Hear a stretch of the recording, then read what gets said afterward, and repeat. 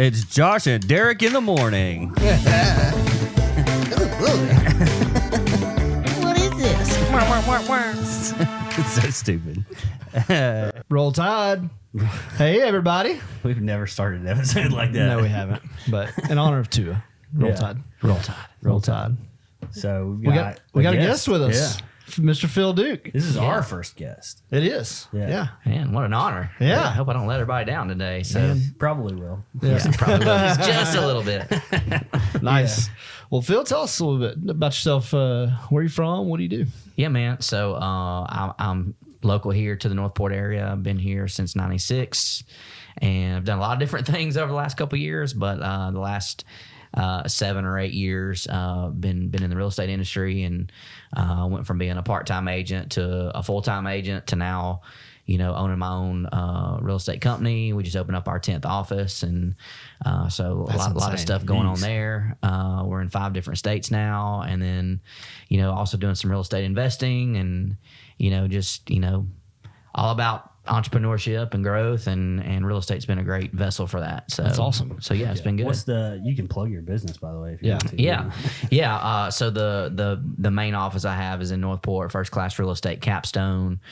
We've also got First Class Real Estate Tuscaloosa in downtown Tuscaloosa, First Class Powerhouse over in Brookwood, and then we just opened up First Class Heritage Homes, which is further up in Northport in the Winn-Dixie Shopping Center up by County High. So those are 4 of our locations. We've also got locations in Tennessee, Virginia, Louisiana, Florida, and Texas right now. That's awesome. So do you own the company and then you franchise out, or how does that work? So I'm part owner of it. So I'm what's called an area rep. So I can either develop a territory myself, or I can give somebody else the rights to open up an area. And I've done a little bit of both of that. So it's a mixture of stores that I've opened up, like retail stores I've opened up, and then also just people who are wanting to run our business model, and just coaching them and supporting them to help them get that office up and going and operational. So it's a little bit of both. Yeah. That's awesome. So my day's kind of split between like Tuscaloosa stuff and then, bigger picture, outside of Tuscaloosa. Yeah. And I've obviously follow you on social media, and it looks like you're really big into development, like personal development, professional development for your team. Yeah. You want to talk a little bit about that? Yeah, man. I mean, that was, I was one of those people that got in real estate at a young age, and like most real estate agents do, is like an 87% failure rate. So, 87% of people that get their license are no longer in the business, after 2 years. So everybody gets into it thinking it's easy money. And that was definitely me the first go around. And you find out real quick, like this is a pretty tough job. Yeah. It's a sales job, and there's a lot of competition, and there's a lot of people out there that can do exactly the same thing that all of us can do. And so, like, how do you stand out? And so when I got back in it in 2015, I think I knew what the struggle was going to be. I knew how hard it was going to be. I knew what it was going to take to be successful. And so instead of trying to figure out ways around it, I just said, if this is what it's going to take, then that's who I need to become. Yeah. And so, I was fortunate enough to have a really good real estate coach who I'm still coaching with today. And I've been with a couple other coaches since then. So I've spent a lot of time, energy, money going to events and having coaches that I meet with on a one-on-one level or a group level. And so, now what I do is the people who come and work for our company, I coach them, and they're not having to pay any extra to do it. Yeah, so that's awesome. been a big reason why I think we've grown the way that we have is you get in real estate and you're kind of just thrown to the wolves. It's kind of how it is at most places. And I was fortunate enough to figure out some things that worked. Some people shared things with me. And so now I feel like it's kind of my obligation to share that with everybody else. That's awesome. So that's a lot of what I do today. That's awesome. Yeah. Heck yeah. That's really cool. Yeah. Well, you, and kind of the thing that started you coming on the podcast was I saw that you had just bought an Airbnb. So what? Tell us about that. Where's that at? Yeah, man. So when I first started having some real estate success, not to sound like conceited or anything, but like for the first time in my life, I had a little bit of money. It's like, what do I do with this money? So I did start investing in some real estate at that time, but really didn't have a good plan. I was buying some really like low income stuff in bad areas, and they were cash flowing really good, but they really weren't great properties. They really were never going to go up in value a whole lot. And then just the last couple of years with this real estate boom, I noticed like houses that I sold for $150 a couple years ago, You know, people were reselling them now for like $250 or $275. And it's like, man, if I would have put my money in those kind of properties, you know, I'd be way better off right now, like, you know, a higher net worth and have cash coming in. And so it really just got me like rethinking my entire like investment strategy. And so started, you know, really doing a lot of research on the right ways to invest and what kind of properties to buy. And it wasn't until, you know, some friends of mine went from taking a couple of their properties from 12-month rentals to short-term rentals and really just game day rentals in the beginning. Yeah. And I was like, man, I can't believe the amount of money they're making on a game day weekend. Like, this is just insane. Yeah. Like, I, you know, as somebody that grew up here, like, I can't imagine people paying $5 or $6 grand for a weekend to stay in a house, but people are doing it every weekend. Yeah. And so that's just really got me kind of thinking like, hey, I've done 12-month rentals. There's nothing wrong with that. You can definitely make money with that. I'm definitely going to do some of that as well going forward. But for this one I bought it at a good price. I'm going to rehab it. I'm going to refinance it to pull my money back out of it. And then we're going to try the short-term rental thing and just see how it goes. So I'm not coming on here as an expert on it. Yeah. But, you know, it is something that's out there, and I don't think a lot of people realize how good it really can be in Tuscaloosa in the short-term market. You think of the beach, you think of the mountains, you think of like tourist destinations, but people prefer to be in a house where they've got a kitchen and a yard and not in a hotel if they're going to be there for more than a day or two. Yeah, for sure. Absolutely. So that's kind of the route that I'm going with that particular property, and we'll see where it goes from there, I guess. I love that. So my investment strategy up to this point has been to focus more on that low income Section 8 style stuff. And so when you talk about how the increase in value, and one thing you said that stuck out to me was you said cash flow and you said net worth. And I've been so focused on cash flow that I haven't really looked at net worth. And so where I'm going in and buying these, you know, $40,000, $50,000, $60,000 houses, fixing them up, and I'm doing the same thing, the Burr method. I'm pulling my money out afterward with a refi, but not buying your 150 plus houses is really, I think, is going to affect my net worth in the long run. It's not going to be as much as it would be if I was buying those properties, because you're not going to see an increase on the low end as much, you know, dollar amount wise, as much as you will on the high end. That's right. Yeah. I mean, you know, anytime you invest, you want to have more than one way you can win. And I think the lower income stuff, it works good. That's what I did too in the beginning. It's a safe place for people to start. You get a Section 8 tenant. You've got guaranteed money coming in every month. It's just coming in on autopilot, but you miss out on the increase in values that you see in other neighborhoods. Yeah, that makes a lot of sense. And so, you know, there's nothing wrong with that. Maybe that's a good place to start. You got some money coming in and it's guaranteed and it's safe.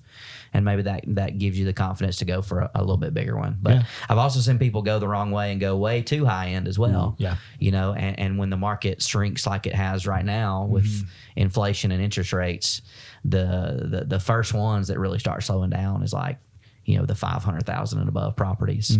So, you know, I know people in this market that have bought lake houses on Lake Tuscaloosa just to short-term rental. Those are the first ones that sit there vacant. Yeah. And then when you need to sell it, there's just not a ton of folks out there that can afford a $800 to $1.2 million house. Yeah. But there's a lot of people that can afford a $200 to $300,000 house. Right. So, you know, you want to try to, you know, it's kind of like I'm not in the car business, but it seems like if you had like trucks on your lot that were 4-wheel drive, that were used, that were in good condition, that were like 20 to 25 grand, you could probably sell them all day long. Right. Yeah. You know, but your higher end stuff probably is going to take a different kind of clientele. Sure. So it's just playing that game. But yeah, you know, it took me seeing it for myself to really realize, like, man, if I would have just bought like 3 little garden homes in Northport, you know, and just rented them out and had them paying the payments, I could literally sell those things and make $100 grand per property. Yeah. Or I could refi them again and pull out another, you know, $75,000 to $80,000 and use those properties to go buy other properties. So yeah, just something to consider. There's no right or wrong in real estate. You know, you're going to win either way. It's just, you know, on certain properties, I think you can win multiple ways, maybe. Absolutely. That makes a lot of sense. Yeah. So where are you in the process with this Airbnb? Have you started the rehab yet? Are you done with it? We hadn't even started the rehab. I literally just closed on it on Monday, and I had to go through the whole process of getting utilities turned on and, you know, permits with the city of Tuscaloosa Tuscaloosa once I owned it. But yeah, rehab should start this next week.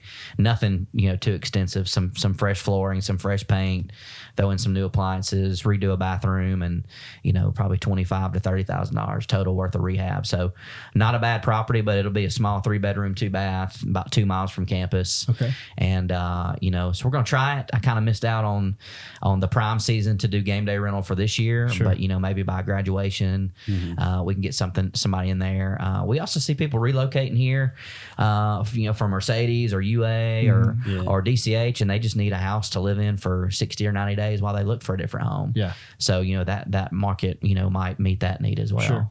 So I've had an idea, and we've got a house that we bought 2 weeks ago. We closed, and we just started last week on the rehab. It's going to be a very extensive rehab on this one, but we have been planning to sell it. But now that the market's kind of turned a little bit, it's like, well, what if we can't sell it quickly enough? So we're kind of leaning toward that, maybe Airbnb in it kind of thing. But and I was also thinking there's got to be, so when the house we're in now, there was about a 1 month period from when we sold our last house when we could move into this one.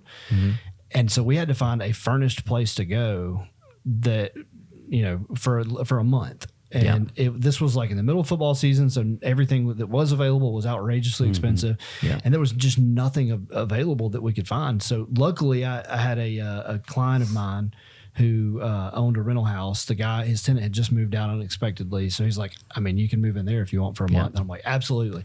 But there's nothing for people who are in that situation. And it's got to be more common than. So I'm wondering if there's a way we can meet that need. Well, I would say it's probably super common, but it's not as profitable. Like if you think about it, if you're game day rent, like if you're Airbnb it and you're saying you're in the middle of game day, it's like, well, you're making $5,000 and $6,000 a weekend. Right. Versus somebody who's staying there for 30 days.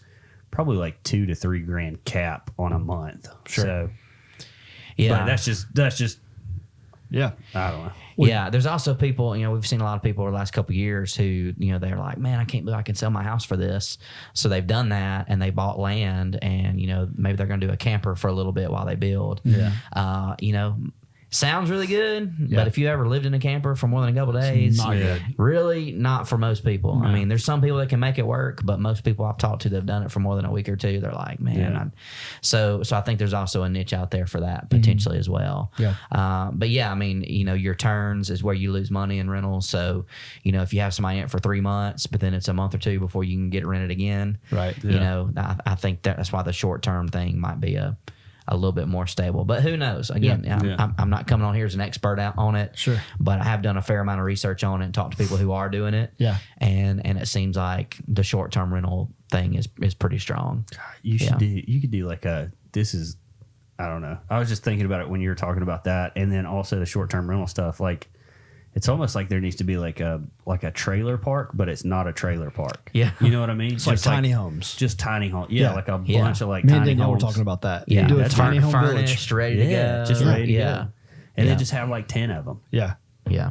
Are you familiar with Bigger Pockets podcast? So the podcast Rob built it. I don't know what it is. Rob that does the podcast does glamping. Yeah. And like they do these tents that are like, it's really a house, but with tent walls. Yeah.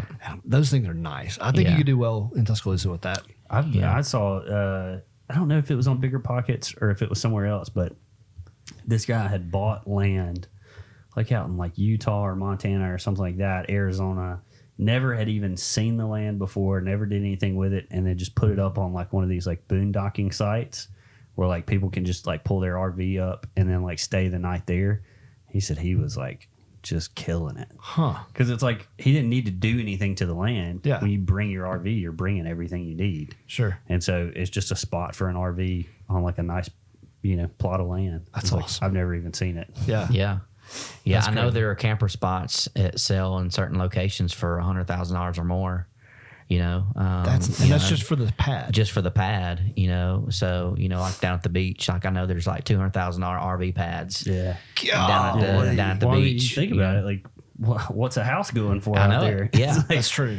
Yeah, relatively. Yeah, and if you got a house down there right now, I mean, it's about to get hit, and it's probably not going to be available for a little bit, depending on where you're at. RV pad instead. Yeah, that's right. It's going to be the slabs. Mother Nature might do that for you. Yeah. Just move that RV when a hurricane comes. There you're you good to go. Yeah. not as big of a loss. That's funny. Yeah. I know a guy who he's currently going up and down the coast of Florida, and he's trying to figure out where in 10 years, where's like the next town going to be?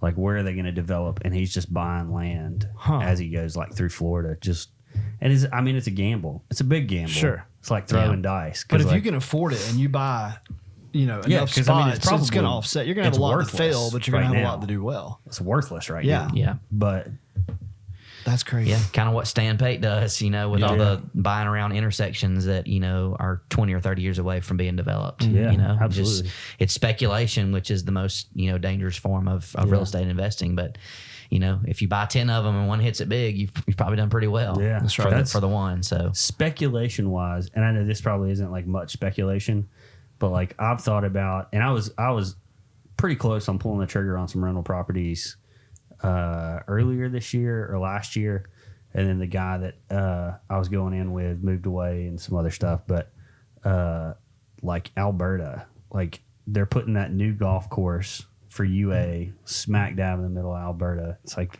UA's got to go that way. Like you can't go west. Yeah. You can't go north because that's the river. Yep. South, there's not a ton of options because you're running into DCH and like residential neighborhoods and 15th Street. So like east is like the only and only a lot place of left. that is opportunity zone too. Yeah. So there's a lot of tax benefits to that. Now, Right. Yeah. 5 years it might be all condos. Yeah, you would think Alberta and like me and my wife were talking about this the other day, like think about how prime the property is right there around like Holt High School. Yep. Yeah. The old Holt High School, not the new one. Right. But like, it's on the river, it's direct access to campus, but It's cheap. everything's cheap right now. Yeah. But man, like how long is it going to be before that area really turns around? That makes a lot of sense. I don't know. Yeah. But and another thing's like how many golf courses are like surrounded by $50,000 houses? Yeah. Yeah. Not many. Yeah, Like, that's so right. That's going to be eventually it's not going to be open to the public though. Yeah, That's but still. UA's golf practice facility. Still though. Yeah. Like there's not, think about anywhere on UA, like anywhere that like UA has property other than maybe the Arboretum because they don't do anything with that. But like other than the Arboretum, everywhere on campus, there's no cheap houses. No. So Yeah. I don't know. I think Alberta is going to be like the next 5 to 10 years. That'll be like a hot spot. I definitely agree with that. But And to the point where I rode around for about 2 days. I rode around Alberta up and down every street Yeah. with the Land Glide did. app open, Yeah. just looking to see who owns what Who's- property yeah. and see. And, I sent a couple of letters out, just to see if I could get anything and never heard anything from it. I need to call behind those, I guess. But Yeah. yeah. Yeah. Speaking of real estate in the city, I want to get your opinion on this because you deal a lot with real estate. How do you feel about the city not letting like condos and stuff like that on the lake? You like pro, against, like doesn't really matter to you? Yeah. 'Cause, it feels like that's a big opportunity there Yeah. that nobody can take advantage of. Yeah, I do think it's very, to me, it's a huge opportunity missed that we don't really have a public area for people to go enjoy the lake, really. Yeah. If you don't have a boat and you don't have a house on the lake, like how can you really enjoy Lake Tuscaloosa? You can't. You could go swimming, but like you got to go on like a boat launch. Like a boat Super launch. but Yeah. you can't do that. And though. you're not supposed to. There's Oh, signs you're not supposed to. There's signs that say you're not supposed to. You're not supposed to fish there. So Man. like, Ask me how I know that. I'm glad somebody's told me because I've done it 100 times. yeah. I Yeah. remember growing up. Yeah, just jumping in, off of a pier right there at. Any of those boat ramps over there. But yeah, there's really just not a public place where you can go. There's not a, there's not a tourist area. Like what if there was a outdoor, I think of like Disney Springs, where there's, a little small amphitheater with just a couple rows of seating, but there's always like live music going on. Like, I think that'd be a huge opportunity there. But, but as far as, them dictating, what can be built where, I can see it both ways, but my personal opinion is, you know, if you buy it and it fits the zoning when you buy it, you ought to be able to build whatever you want to build, you know. But there's a big outcry. There's even talking about the short-term rental stuff. There's a lot of people that are anti-short-term rentals. Anywhere, like even just in town. Like I've already been notified by a neighbor of the one that I bought, like, get ready, so-and-so is going to be complaining that you're trying to Airbnb over here. You know, and so, you know, I reached out to the city of Tuscaloosa. They said it was eligible. You know, I've got that in writing, but you know, there's people that are even anti that because they're like, there's going to be parties over there. And people are going to be loud. But there's a place at the beach that a friend of ours owns, and we were staying in there. They were gone for the week or whatever. And so we just decided, hey, free place to stay at the beach. And their HOA has like, you cannot do short-term rentals. At the beach? At the beach. That's their entire economy. Well, can't do it. There's places in Orange Beach and Gulf Shores where they've recently passed regulations to where there are going to be no additional permits given for short-term rentals. So if you're doing it right now, you can do it. If you buy a condo in the future that it is not already in short-term rental, you might not be able to do it. So I'll just say, if you're thinking about getting in that market, like buyer beware, do your research, make sure wherever you're buying that the city, local government is on board with you doing it there, or else you're going to be, you know, having to go a different direction. And I heard, I think it was on Bigger Pockets, I heard somebody say if you're looking at getting into Airbnb or short-term rental in general, that you want to do it in a city that is already regulated, because like Northport's not regulated, Tuscaloosa is. They were saying that Northport could come in and just outlaw it completely. And so now if you've got, you know, a portfolio of short-term rental properties in Northport, now you can't do short-term rental anymore. So it's a risk. You know, you look at just look at how much downtown Tuscaloosa has changed in the last 5 years. Like there used to be no hotels down there at all, right? You know, but they've given tremendous tax incentives for these hotels to come in because they know they're going to collect lodging tax every night that those rooms are rented. So they want those rooms to be filled. So, you know, at the city of Northport, that new hotel that's being built right there when you come across the river, the city of Northport gave that hotel that land. They were like, this area of Northport is an eyesore. We're trying to rejuvenate it. So please come build your hotel. But they're going to collect lodging tax on it. So how many other places in Northport could they potentially throw up a hotel? Well, all those houses back behind Piggly Wiggly and that, like so if you buy a house back there and it burns down, you cannot rebuild on that land. The houses that are there, and they're not, you can't build anything there. They're not approving permits. I would imagine that some of that area too, they're going to, in the next probably 20 years, that's like a goal for them, is to push that into like a more, I don't know, would you higher end area? They're going to try. They are. And it's almost worth is it worth buying a few of those empty lots? Because you can buy them for nothing. Because you can't do anything with it right now. So people will sell them for nothing. You just got to sit on them for. You just got to sit on and pay property taxes, which a couple $100 a year probably. But I mean, I've got my duplexes over there behind Piggly Wiggly, and it's it's cash flowing really well. But I think I would hold on to it even if it wasn't, just because of what's going to happen in the future. You were saying, like, where else can the university find more student housing at? I mean, you know, they're building stuff as fast as they can down there to meet the needs of the growing campus, but like, where else are they going to go? You know, Northport has a lot of houses right across the river. That's right. So if there was something over there for students, I think there's a lot of them that would, you know, hey, if I can save a little bit of money by just living across the river here. And that's what I did when I was in college. I lived across the river. So I didn't want to be on campus, but you know, it certainly saved a lot of money by not being on campus as well. I lived near the airport in college. I lived right there on Rice Mine Road Loop in those Riverbend Commons right there. It was a great place to live. I even lived there. I even lived there my first year being married. So it was a great trailer park. Okay. It wasn't as cool. That's awesome. Wasn't as cool as an apartment. So a guy that I used to work for in college, he bought a trailer at Wood Village, trailer park on Rice Mine Road. Him and a buddy went in together and bought it. I think they paid like $5,000 for the trailer. It was a single wide, old, rundown trailer, but it was fine for them.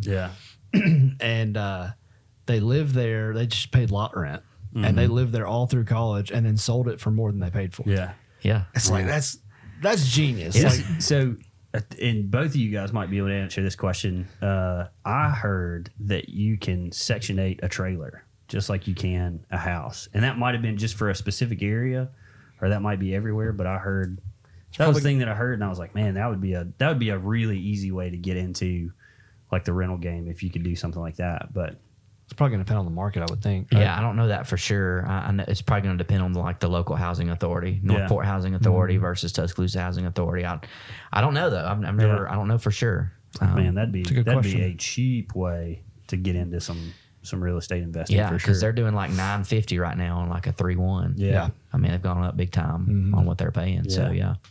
Yep. money every month coming Yeah. in. God. Which in Wood Village, you can't rent. You have to live there. If you Yeah. own it, you have to live there. Yeah. But Also, do you know where those kids go to school? I would imagine the Werner, right? County High. Matthews Elementary and County High. Right? What? Yep. Really? Yep. Yeah. What about the neighborhood across the street, Wood Villa? I believe. I don't know about that one, but Yeah, I think that one's right, Corey. I might be wrong. I need to look that up.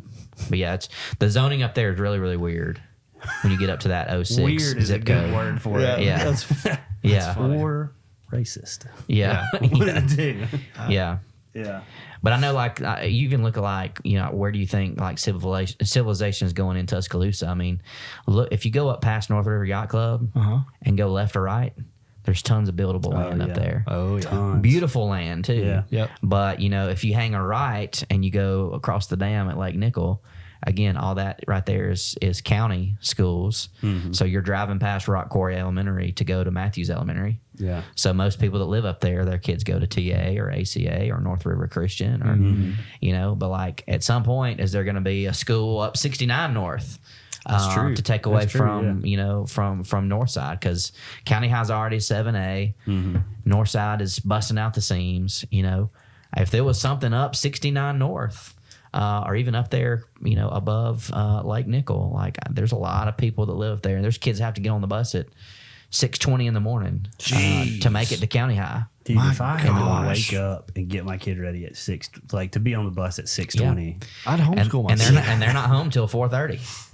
Just the way well, it goes that up wouldn't there. be too bad. Your kid's not home till 4:30. It's like, I got an extra hour. That's crazy. Yeah. Well, we talked a lot about Tuscaloosa. Speaking of Tuscaloosa, Speaking of Tuscaloosa, what happened? So did y'all see the hit? Yeah. The big hit that Tua took? I still haven't seen it. I've heard a lot about it, and I actually saw something from a buddy of mine he is the in the Alabama Sports and Athletic Commission, and they regulate boxing and MMA and stuff like that. And everybody was saying he would at least be on a 6-month to a year suspension if he was a boxing or MMA fighter. Like he would not fight. Just from the way he went 3 days down and from the way now. his arm seized up and all. Yeah, that posturing. When you get hit like that and you're posturing like that, that's a big no.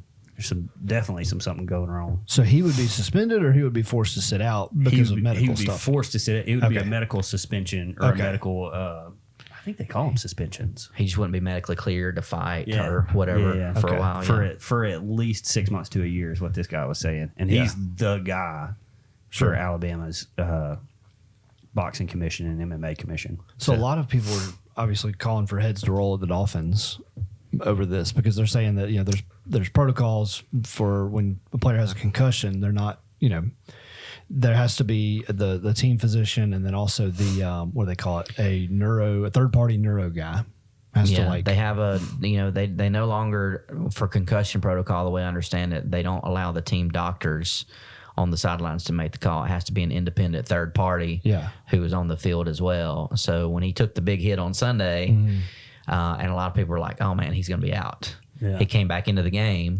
and finished and actually played really good, and they won. right. And then, last night took another really, really big hit. So, I think they were already under investigation for, how did he get back in the game Sunday? Yeah. And then what happened last night happened as well. So I got hit when I was playing high school football, and a major concussion.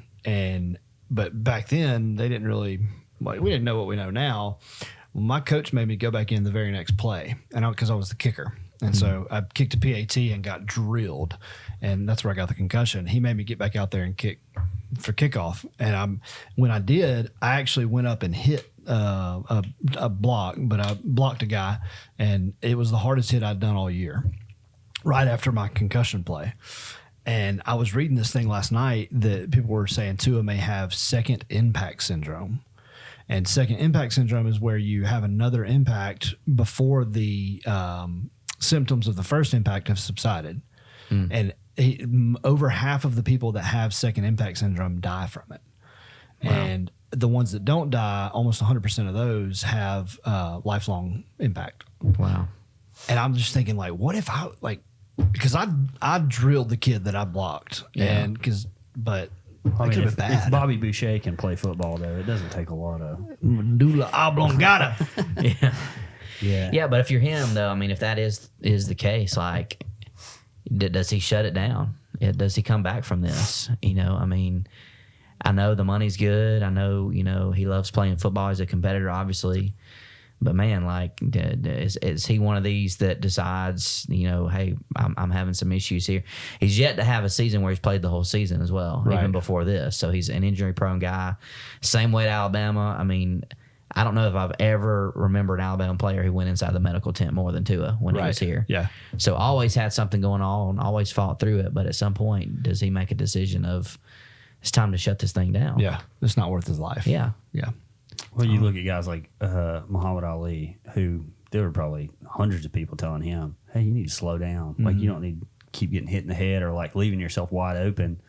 And now look at where he is. Like, dude can't even talk, really. Yeah.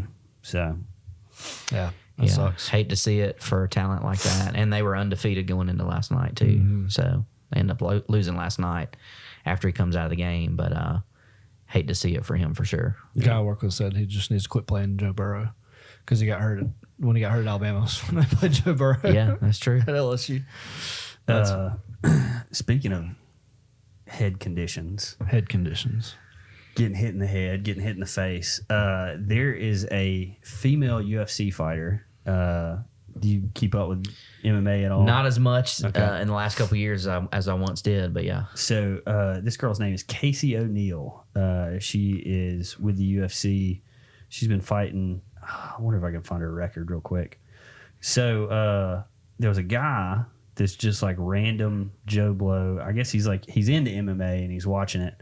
But he decided so that she's 9-0 apparently.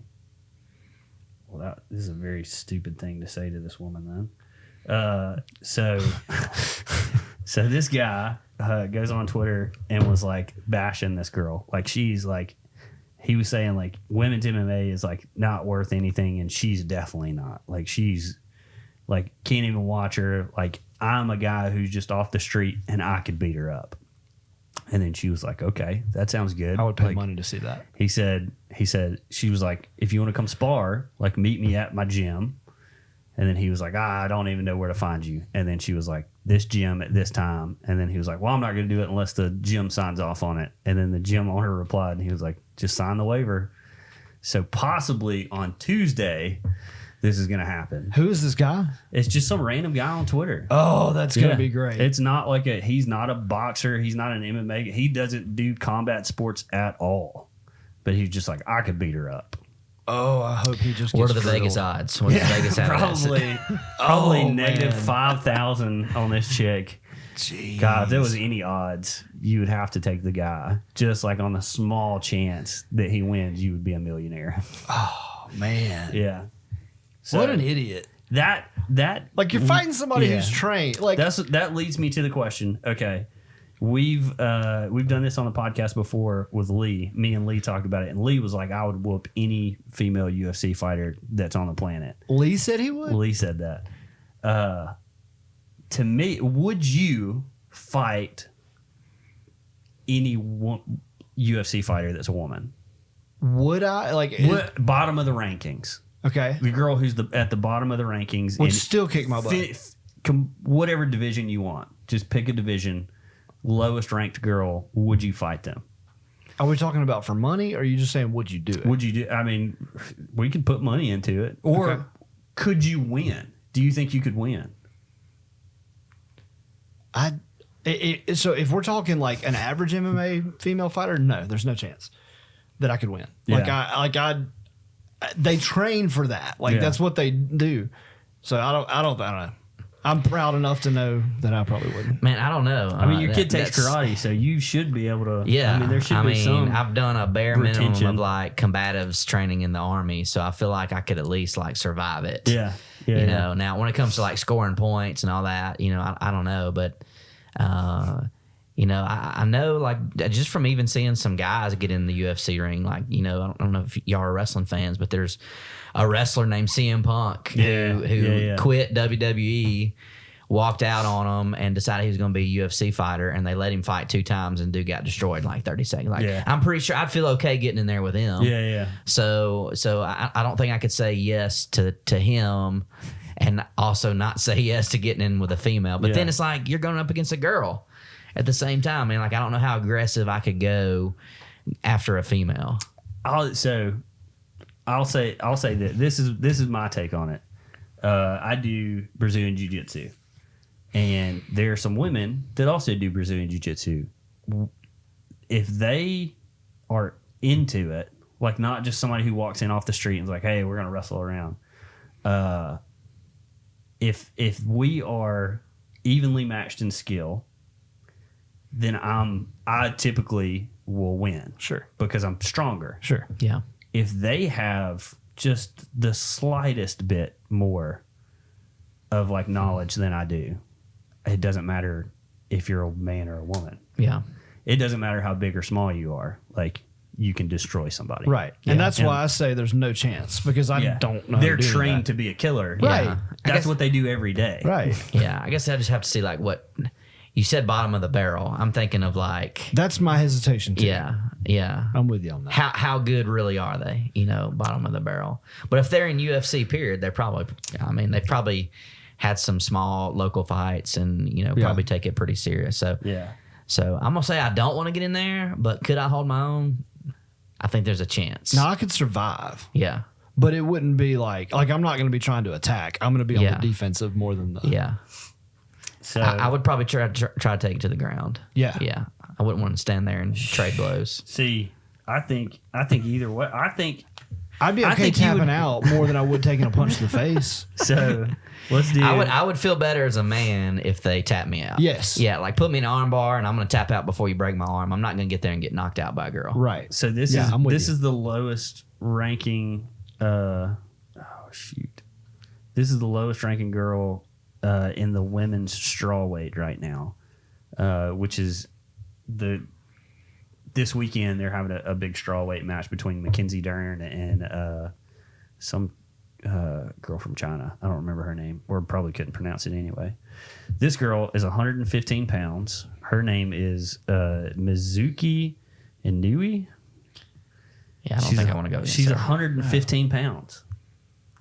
She's 14-6, so she's won 14 matches and lost 6 of them. Last fight was Amanda Lemos, and she lost to Amanda. But you think about it, it's like she's 115 pounds. I'm 200. I've almost got. Some days I've probably got 100 pounds on her, but there's still no way. No, because she's trained. Yeah, she does. That is her job. Yes. Like, you both are probably like pretty competent guys. But if we were like, hey, we're going to put you on a fire truck today, it doesn't matter how competent you think you are, or like how tough you are. Yeah. Yeah, it's like, okay, you just don't know what to do. Like, all right, I'm going to pull the hose off the truck, and that's all I got. You know, that's probably as far as it goes. Just like if they were like, hey, you got to go sell insurance today. Like, I'm going to suck at it. Right. Like, I might hold my own, but I'm going to suck at it. I mean, it's a little bit different because thing. it's a physical thing, but yeah, no, I'd get my butt kicked. Absolutely. I'm not too proud to admit that. Well, this guy on Twitter is not too proud to admit that. I want to see that. Follow up next week. Yeah, I want to see. I'm going to try and if he shows up, he might not show Yeah, I up. bet he doesn't show up. I probably wouldn't show up. I wouldn't. I'd delete my Twitter account. But you Change think my about it name. too from him, like it's a lose-lose. Yeah. If he shows up and beats her, it's like, okay, you beat a girl. You're Yeah. a jerk. Yeah. But if he loses, he's going to hear about this forever. Oh yeah. Yeah. Did y'all see the? It was Deontay Wilder when he beat up that dude who was like The cyberbully. Yeah. Yeah. This is a cyberbully, like making fun of him and his Dude. daughter. His daughter's like she's really bad sick. I think she's got spina bifida or something like that. I don't know. She's got something wrong with her. And that was actually why he decided to start boxing in the beginning, was to put money and food on the table and help her out. But yeah, this cyberbully was just like, man, I'd beat you up, blah, blah, blah, blah. He shows up to a gym and it goes about the way that you would expect. And then at one point, Deontay's just like standing over him, like, okay, you want to keep going? Jeez. Yeah, I would not want to get hit by that dude. No. Yeah, on the same topic, do you think you could take a punch from Deontay Wilder? See, that's another. A professional heavyweight boxer, could you survive? This is we have had this discussion with other people on the podcast before. Is not what's a pie in the sky number, but like what's your bottom dollar to take a punch from him? Man, just one hit. Dude, I don't know if it's worth it. I mean, It would be a 7-figure number at least. yeah. It would be at least $1 million. Yeah, it'd have to be enough that I'd be set for life. Yeah. Because Because it might not be the same after. and I don't know that You would- might be a probably wouldn't vegetable. be. I don't know that I could do it on $1 million. Like I was thinking I could take that and invest it, and then. But like, am Don't I gonna matter have if the you're mental dead. capacity to do that? No, I don't know that there is. I mean, 100 million for sure. So Even then, it's like, man, here's I another could one. die. Like, Yeah, it's a flip of the coin. You legit could. Like, that's no lie. You really could. So here's another question. Talking about hitting people, if somebody walked up to you and said, "I will give you $100,000 right now, but you have to hit your wife Yes. in the head as hard as you can, 100? 100 grand." As hard as I can. It'd be a little. It might be 500,000. Okay. I don't think for 100, no. 100's So- a little low. All right. I'd So have to at least pay off my house. so reverse it. Would you let your wife hit you in the face as hard as she could for 100 grand? Yeah, she Absolutely. does it every night. So So I asked that. My wife is on staff at our church. I asked that to every couple in there, and almost all of the guys said, "Absolutely, I would." Yeah. And almost all of the women said, "I wouldn't let him hit me, but I'd hit him for sure." yeah, Yeah. the My wife would be laid out, by the way, for the record, for 100, for 100 grand. Absolutely. 100's a little cheap. I mean, I'll take more if you want to give it to me, but yeah. Also, do you think you would fare better in like a 2-minute round with Deontay Wilder? Would you rather do a 2-minute round with Deontay Wilder in a ring or take one punch? so a whole bunch of punches or one punch? Well, it's like you're in the ring too, so you theoretically you could run away from him for 2 minutes. That's a big if dude you, with if long you think arms, you could. though, man. I just, in my head, I think I would do better I guarantee in a round. he could outlast me for 2 minutes because I can run. He could probably run faster. He could definitely run longer. But Yeah. like, it's also like it's not just like if he's hitting you, it's gonna be a direct hit straight on as much as he's got. But if you're like, maybe you can just get like a glancing blow I and see get it. taken out. I see it. Yeah, I but he don't could know. also get body shots in. I mean, if he gets you in the corner If he and it's 10 seconds into the round, Yeah. that's going to be a long 2 minutes. yeah, I'm getting way late. I'm falling down. if he hits me, I'm falling down. I'm wrapping out? up. Yeah, a towel. Throw in a towel, He please. kind of punches you on the arm. And Yeah. I think I'd take the one punch. I Think think so? 2 minutes of it would just be. I think it'd knock you out. Oh, you're getting knocked out either way. It don't Yeah. matter. Yeah. But like, at least if he does hit me while I'm running, maybe it's not as direct of an impact. Yeah. Because as soon as you fall down, he's got to get off of you too. Like it's not in MMA they can jump on top of you and keep going, but like Yeah. you get punched and you fall down, he's got to back off. Oh. Speaking of this topic, do you guys remember when Butterbean and Johnny Knoxville went in the Yeah. store and boxed in the store? Yeah. Yes. He Dude, knocked him out and he was snoring. dude, that was so fun. They took a bell in the store and everything. Didn't they have a girl holding They the had a sign? ring girl. Yeah. In like a clothing store. I remember that. I have only seen Butterbean in person one time, and it was at Trade Days at Tanny Hill. I've seen him there too. What? And he was selling like handmade knives that like carved out of whale bones or something. He sells barbecue sauce as well. Ah, nice. He's got a restaurant in Jasper. okay. Yeah, so he I didn't sells know that. barbecue sauce. And he's friends with Johnny Knoxville. Well, He was in on the that one show. scene, yeah, he was on the show for that one scene. They, so, I didn't know that. I mean, I don't keep up with the movies.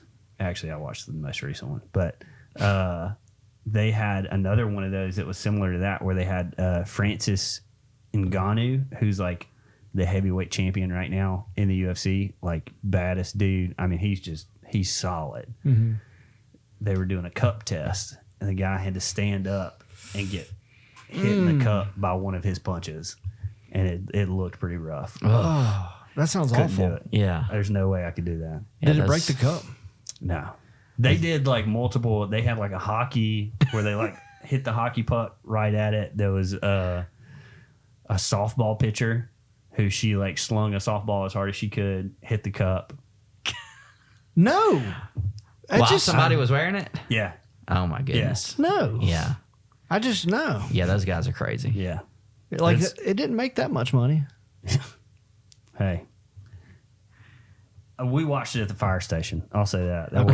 That's something I would watch at the fire. Yeah. Okay. Yeah. You're there for 24 hours. It's like, Yeah. we got to find something to watch. Oh, Like, yeah. hey, the new, all right, let's try it. I see that. Yeah. So a reoccurring segment on this podcast is I don't know if you'd call them night terrors, but I definitely don't sleep well throughout the night. And I have an app that tracks my my sleep patterns, and it also will record you at night if you sleep. And so there's been a bunch of these. Like one was really bad where I was like getting chased by a demon or something like that, and like I was screaming, but like my mouth was closed, and so I couldn't like really scream. Mm-hmm. Let's see.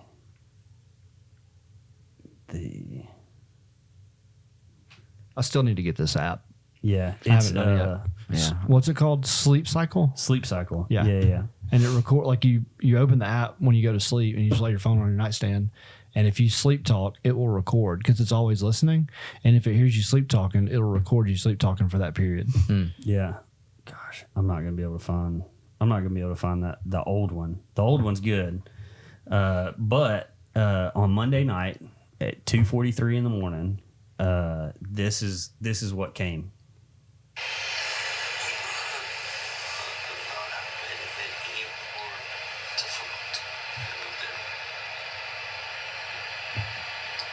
Could not have been any more difficult. I have no idea.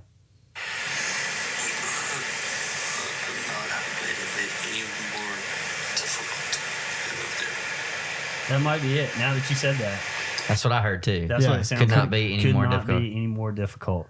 I have no idea what that was in relation to. I don't remember any dreams that night, but That's crazy. Yeah. I need to get that app again and start listening to yeah, mine. Sleep Cycle. And I've got the premium version, and that's the one that like records on it. But it was like, I think it was like $14 one time, and I've had it for like 10 years. Oh. So It's provided $14 worth of entertainment for me. absolutely. Yeah, No doubt about it. that's funny. So, have you guys seen? There's this viral thing going around right now that if you shake a can and then you spin it 3 times, like 3 full turns, that it will not spew out. No. You gonna shake the can? Yes, I do. All right. Do you have an umbrella, Phil? Did you bring I an do umbrella with you? not. All right, this is You want the army guy to do it too. Yeah. He Shake it looks up like and he's get more it. musclier musclier than me. musclier. All right. So that was like a half turn. So that's one full turn.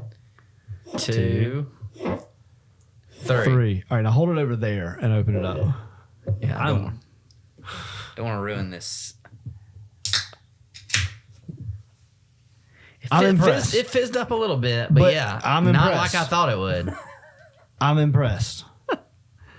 Huh. Had you tried that before? I did. Okay, good. So I knew it was going to work. Okay. I knew That's it was gonna work. impressive. Hey, you would think Yeah. it was just going to go all over the place. I did. That's why I was like, Yeah. hold my hands No. up. That's impressive. And that's not like a trick can or anything. Like I pulled this out of the fridge downstairs. Yeah. So So- if my kids drop a drink when they're bringing it to me, which I don't really get my kids to bring me drinks, but I just turn it 3 times and it. I mean, Man. you just saw it. That's impressive. I'm I going to wouldn't- use that this weekend with the wife and kids. Yeah. It's a Yeah, good little that'd be a trick. good little I trick, dare yeah. you. I dare you. I dare you Yeah. to open this can. That's Yeah. awesome. Hey, it works. That's cool. It did. Yeah. So that was oh gosh. Where are we at time wise? We're at 49 minutes right now. There's like 3 things that we could do or we could talk about. Let's do surprisingly edible. Okay. So there was a Reddit thread that was talking about things that you wouldn't think are edible, but surprisingly they're edible. And these were like the top posts from that Reddit thread. So it was, what is surprisingly safe for human consumption? Crocs, the shoes. Says one Really? of the original selling points was that due to them being made with 100% non-toxic materials, you could boil the shoes and then eat them if you find yourself stranded in the woods. That was like a marketing scheme, like a marketing thing for Crocs. But that's not going to provide any nutritional value. Oh no, That's what I was absolutely thinking, not. yeah. No. Like it'll just fill a spot and make a turd, Yeah. essentially. Yeah. Well, sometimes that's all you need, I guess. Yeah. If you're hungry enough. But would that give you energy to keep going? I don't think that's what their marketing scheme was. I think Okay. it was just like you can eat this. Hey, if you get bored and hungry enough, yeah. Yeah. I wonder what that would feel like. coming out. Digestion. And I mean, maybe it would digest properly though. You know, it might. It's The rubber. stomach acid. It's apparently it's not rubber. What it's is it? non-toxic. Can you eat rubber? It's something like rubber. Similar to rubber. I don't know what it's made out of. But What if you shredded it and like made noodle size chunks? do like a pasta? Yeah. Crock pasta. Crock pasta. Pasta. Hey, Crockeroni and cheese. I'm down to try it. Not really. I'm not. I don't like that. You can eat everything inside of a natural beehive, including the bees. Just don't get stung. I'm not surprised by that. Yeah, I could see that. That makes a little bit more sense. Yeah, that makes more sense Than a croc. Yeah, I couldn't. Yeah. Yeah. Crocodile. If you would have maybe. said a croc or a beehive, I would have said a beehive. I would have said the beehive too. Somebody called them spicy sky raisins, is what bees are. Okay.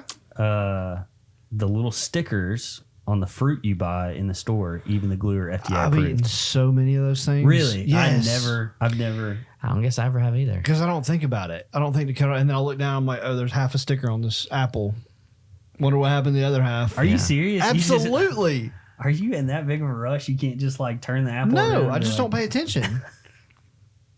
You don't feel it on there when you're holding it? No. We live 2 different lives, man.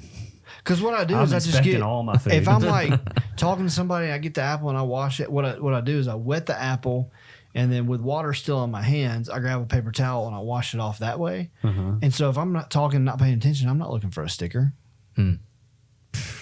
Anything that goes absolutely. in here, I'm looking at it. Yeah. I'm not. Good to know though. You're good to go. Yeah. Yeah, you're okay. Dog/cat food. Yeah, I've heard of old people on fixed incomes resorting to cat food. That's rough. That's nasty. Yeah, The FDA requires pet food to be human grade because during the Depression, so many people died from eating pet food. So, yeah. I I've can't eaten- stand the smell of it. I've eaten dog food when I was a kid. But, like, I mean, it was more of like a funny thing. Like, I, like, grabbed a handful of it and started eating it. Than it was like... I can't stand that smell. yeah. Like I don't have any pets, but ugh. So you've never eaten? Have you ever eaten? I've never eaten it. No, Not even a dog treat? No. Like a biscuit? No. But I know we were in a group with Mary, who used to make cookies down there, Mary's Cakes and Pastries in downtown Northport, and she made Dog food. dog treats that were actually edible by humans, and she talked about that before. So I vaguely remember that. I'm not going to eat dog food now. No. no, I'd eat one of those cookies she made though. yeah, I'd probably eat one. Because it's probably just regular cookie. Yeah, it's Yeah. like flour. Maybe a little probably less sugar or flour. something. Yeah. Yeah, I'll do a lot less for a laugh now. Yeah. I won't resort to that. Yeah, I don't want to ruin my night. Yeah.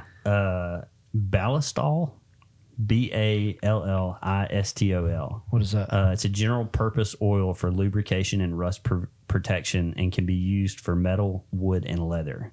It's completely safe to drink, and it even smells like licorice. Huh.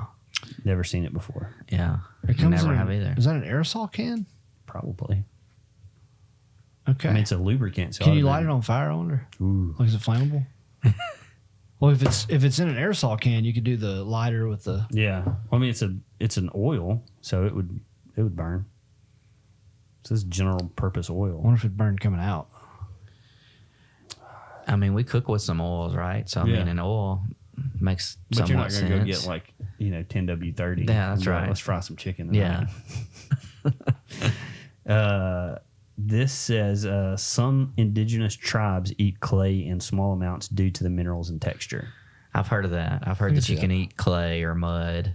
Let's see that. When this is like below that is Wendy's Frosties contain kaolinite, which is a clay. Huh. So They're so good, though. They are so good. With fries. You got to dip the fries in it. Yeah. dude, I can't stand it when people do that. They act like it's the best thing in the world. Come on. It's not that great. What did y'all have down in Demopolis, Alabama that was better than a Frosty and fries? You would eat the ice cream and you could also eat the fries, but we're not mixing them together. Do you mix them together, Phil? I've never. See? I mean, I've done it before. 'Cause he's saying, but listen. it's not my preferred way of doing it. Yeah. Next week. I'm also not a sweet and salty guy. Like people are like, oh, I love the mixture. It's Yeah. like, nah, just give me one or the other. Yeah, I'm more of the give me one or the other. But I have done it before, and it's not bad. No, I don't do fruit in salads. So I get the savory. What and about sweet. a Wendy's chicken nugget in a Frosty? Yeah, absolutely. That's something to try too. Yeah, I've tried it. It's good. Yeah, it's not as pretty good as good. the fries. Yeah. but I'll do. I don't eat Wendy's. I think that you can often. put just about anything in a Frosty, and it's going to be okay. Mm-hmm. Yeah. I'll eat the fruit in a salad, but I won't eat the lettuce. You don't eat the lettuce in a salad? I don't eat salads. Oh, okay. Name one thing that you could add bacon to that would not make it better? Cereal. Would make it better. Would make it better. Captain Crunch with bacon. I just don't All like day. milk and bacon. Like that just doesn't equate to a. I don't drink milk, but like name one food, I guess I should say, that you can add cereal to, or add bacon to that'll make it worse. Like apple pie. No, I mean, it wouldn't. It'd still be good. Like it would be good, but would it be better? Because that's the question you're asking: is would it make it better? would it still? Let me rephrase it then. Would it still be good? That's what I'm Okay. not asking. Like you can't add bacon to anything and it makes it worse. Yeah, there's probably some truth to that. I can't Bacon's think of just- anything. Yeah. Yeah, Yeah, I mean, you can put wrap it in just about anything, and it will make it better in a lot of cases. green but- beans, mashed potatoes, mac and cheese, All that. sandwiches, Delicious. pizzas. Yeah. The other day at the fire station, I had bacon in every meal. That's awesome. It's a I don't good know, day. It was like bacon, and I can't remember what the other two were. But That's a there was good day. bacon in every meal. Bacon and ice cream. That would work. Again, I'm not a big sweet and salty guy. Yeah. So, gallium. You ever heard of that? It's edible. I don't know what it is. It's a metal. Dandelions. Oh, gallium is the that's the metal that the It's a melting liquid. point Yeah, is yeah. so low that if you hold it, it melts. Dandelions. I can see that. They make a great tea.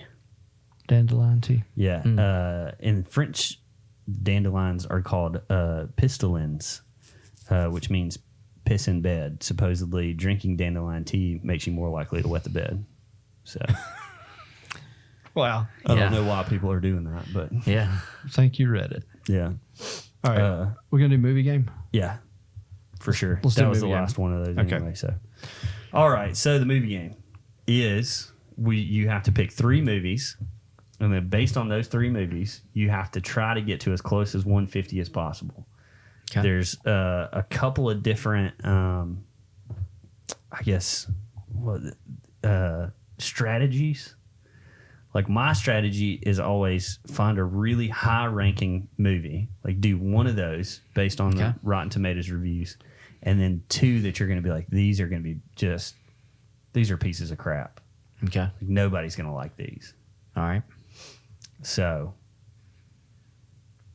And you will keep the score. I'll keep score. I'll look them up, and then we'll do 3 movies. So Derek will do 1, and then we all do 1, and then we'll do 2, and then we'll do 3. All right. So We're going to know our scores as we do our picks, right? yeah, Yep. yeah, Okay. yeah, yeah. So yeah. we're gonna, I'm know if I get a high one, I'm going to know it, right? Yeah. Yep. Okay. Yeah. Why don't you start us off? Yeah, I'm going to do the strategy that you talked about. Try to find one that's really high. I'm going to go Top Gun Maverick. I think that was I did that one a couple of weeks ago. a couple of weeks ago, and it was pretty high, 96%. So So I've only got 54 to work with on my last 2. And then another strategy that somebody else had one time was find 3 just medium of the road movies. Yeah. But I have always had success with a big movie and then 2 smaller movies. Okay. All right, I'm gonna go Osmosis Jones. Oh my gosh. Do you remember that movie? Yeah. Yeah. Have you ever heard of that? Yeah. I went and saw it in the theater, and it was so bad that we got up in the middle of the movie and left. Went and walked around the mall, the McFarland Mall Theater.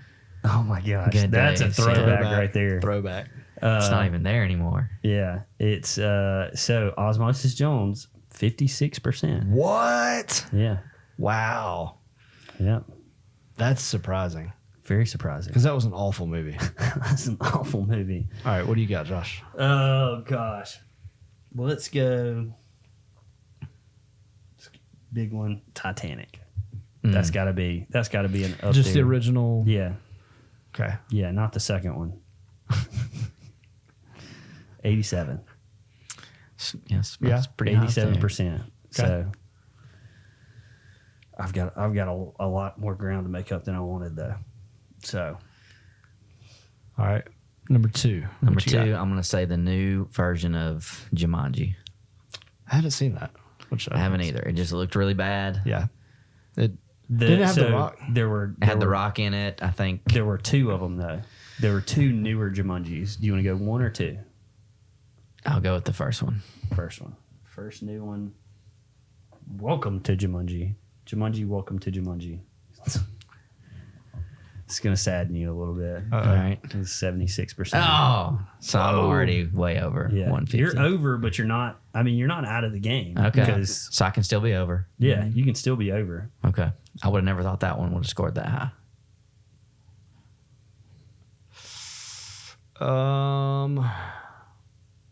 I'm going to go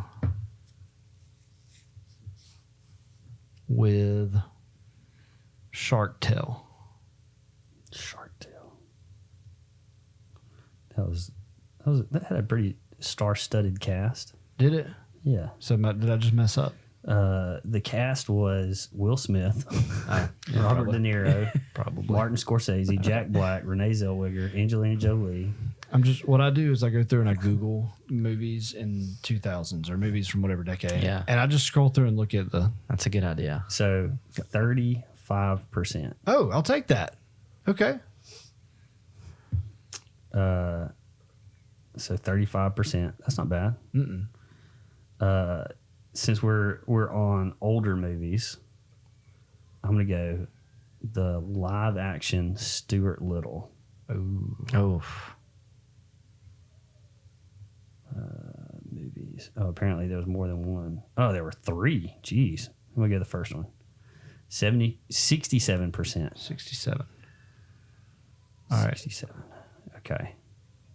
So that's Phil, you're at 172.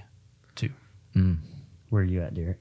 I'm at 90. 91. 91? You haven't even had 100 yet? I know. I'm excited. Is that your? Oh, this is your plan. I'm dethroning you Okay. today. He's undefeated. What's mine?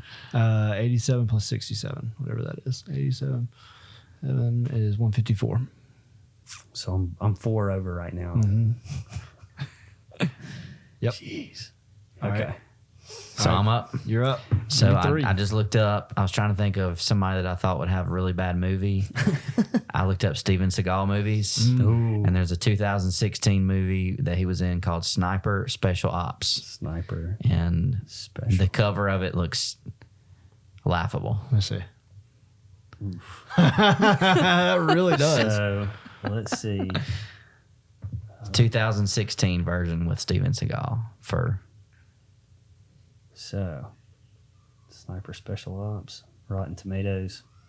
There is no score. Okay. So, I need to go with another one. you go with it. Yeah, another one. All right. Let me find a different one for him. This has happened like once or twice where Okay. it's just It happened like 3 times in a row with me last week. It was awful. I'm going to stick with Steven Seagal. okay. There's another one called End of a Gun. End of a Gun. Rotten Tomatoes. End of a Gun. Not a score. Man. All right. You'll get one in at some point. I'm going to say The Glimmer Man. The Glimmer Man. Yeah. Gosh. These are just got to be great movies. Rotten Tomatoes. The Glimmer Man. 11. Oh, that's 11. That's pretty Pretty low. low. It's pretty low. The Glimmer Man. 11. So what's you're at 170? I was 170 something plus 11. 172. 173. 183. 183. Okay. There's still a chance. Hey, yeah. There's definitely still a chance because I'm at 154 right now. Yeah. What do I do here? You got to come up with 60 points, 50 something points. 59. Gosh. I'm actually nervous. I like it better than I have any other week. Yeah, I'm nervous right now because I've never been this high, like at this point in the game. That's very good. Those are 3 good movies, though. Yeah. I mean, you know, it's a good strategy. Yeah, I would really like to watch The Glimmer Man to see how bad it was to get an 11. I don't know if I've ever seen one with that low of a score. I feel like I'm going to regret this. B movie. B movie. B-E. Yeah, with Jerry Seinfeld. Yep. 49. I'm at 140. Did I just beat Josh? Well, He's got to get. we got one more. You have to get He's got to get a very, very low score. 6. Yeah. I have to get 6. You have to get 6 to time. 6 or less. 6 or less. Oh my gosh. And you can't do 3 Ninjas. Which one was it that was High 0? Noon to Mega High Noon to Mountain. Mega Mountain. Can't do that one. Or any others that you know are less. I can't do any movies that are less. That you know are less. That you've already seen the score for. Okay, so Dana Carvey's movie, Master of Disguise. Masters of Disguise. Master. I remember the trailer for that Am I one. not turtly enough for your turtle Yeah. club? Turtle, Did I not say that one a couple weeks ago? I don't think so. It got 1%.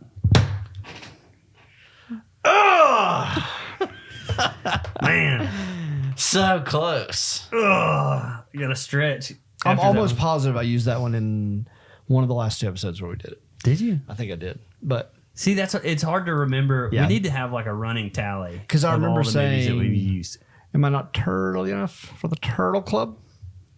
I don't remember that one. All right. Well, But either way, I can do another one if we need to.